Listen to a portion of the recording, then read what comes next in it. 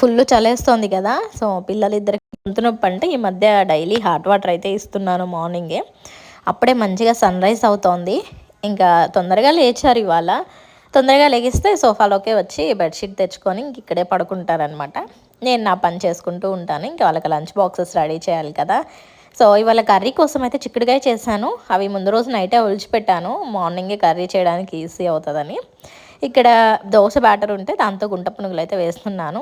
నేను అక్కడ కూర్చొని ఇంకా వాళ్ళతో మాట్లాడుకుంటూ పెట్టేసి మర్చిపోయాను అనమాట. వచ్చేసరికి ఇలా ఉన్నాయి, మాడలేదు, బట్ మంచి కలర్ అయితే వచ్చాయన్నమాట. మన కర్రీ కూడా ఇక్కడ రెడీ అయిపోయింది. చిక్కుడుకాయ బాగుంటుంది టేస్ట్ అయితే, సీజన్ కదా ఇప్పుడు బాగా దొరుకుతున్నాయి. ఇంకా ఆరుష్ అయితే పడుకున్నాడు, వాడికి కొంచెం బాగాలేదు. శ్రియాన్ హాట్ వాటర్ తాగమంటే నేను వెళ్ళి తాపిచ్చే వరకు అలానే ఉంటాడనమాట. ఎప్పుడు నానా వీడియోలోనా ఏం తింటున్నా? ఉత్తిగా తింటున్నాం. తినట్లే నానా, తింటున్నామా? నీకు ఇవ్వకుండా తింటున్నామా? నీకు ఆల్రెడీ ఇచ్చానుగా.